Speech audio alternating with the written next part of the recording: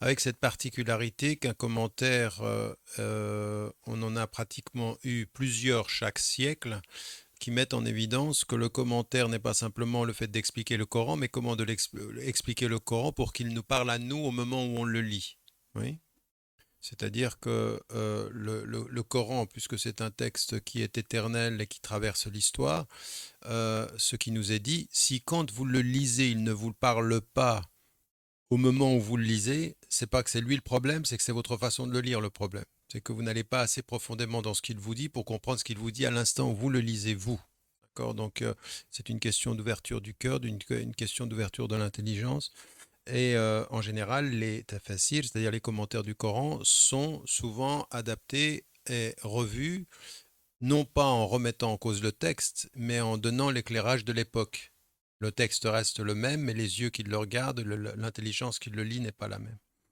Et ici, nous, ce qu'on va faire, c'est qu'on ne va pas contextualiser géographiquement, mais on va simplement y venir avec un certain nombre de choses qui sont les fondamentaux de ce que l'islam nous dit par rapport à ce cheminement où vous avez les 10 thèmes. Si vous retournez sur le tafsir, vous verrez qu'il y a 10 thèmes qui correspondent aux 10 cours. Le premier, c'est la connaissance de soi. Toujours, vous voyez, je fais en sorte que les cours se répondent.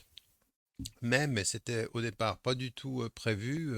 Ceux qui étaient là au, euh, au dîner littéraire hier, ils verront des correspondances avec ce qu'on est en train de faire maintenant. Mais ça, avec le dîner littéraire, c'est séparé. Mais il se trouve qu'il y a des correspondances.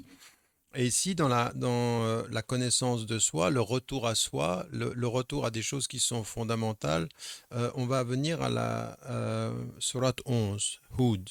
Euh, c'est une sourate qui est mécoise dans sa quasi-totalité. Il y a quelques savants qui pensent qu'il y a certains versets qui ont été médinois, mais elle est mécoise et elle se situe à peu près dans la 50e révélation, c'est-à-dire en fait, comme vous savez qu'il y a par rapport aux sourates 114, on est à peu près à la moitié du cheminement dans les révélations. Et donc il y a déjà quand même l'essentiel de la révélation a été donné, c'est-à-dire l'essentiel des fondements de la révélation, qu'il y a un Dieu, qu'il faut y rester avec lui, c'est-à-dire qu'il faut se souvenir de lui, etc. Mais tout à coup ici, à mi-chemin, euh, Dieu intervient dans l'histoire de la mission prophétique et il va lui rappeler un certain nombre de choses qui sont essentielles sur le rôle du Coran, sur la réalité du monde et sur ce qu'il doit faire. Et vous allez voir dans quelque chose de particulier, vous savez que dans le Coran, quand Dieu parle, il parle avec trois pronoms. Oui. Il parle avec je, il parle avec nous, il parle avec il. D'accord.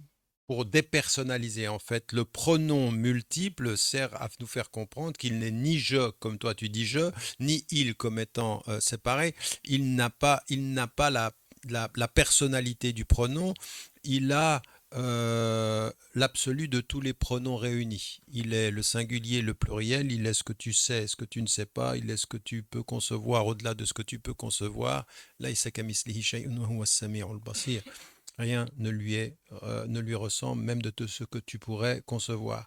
Même à partir des noms que tu connais, Es-Sami al-Basir, c'est-à-dire celui qui entend tout, celui qui voit tout, tu sais ce que c'est qu'entendre, tu sais ce que c'est que voir, mais lui, il voit plus que ce que tu peux imaginer que quelqu'un voit, et d'accord, donc c'est tout ceci.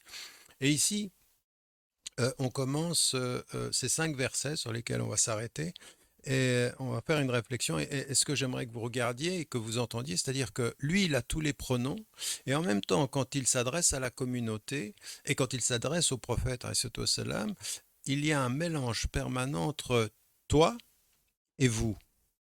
Toi, dans ta personnalité, et vous, la communauté.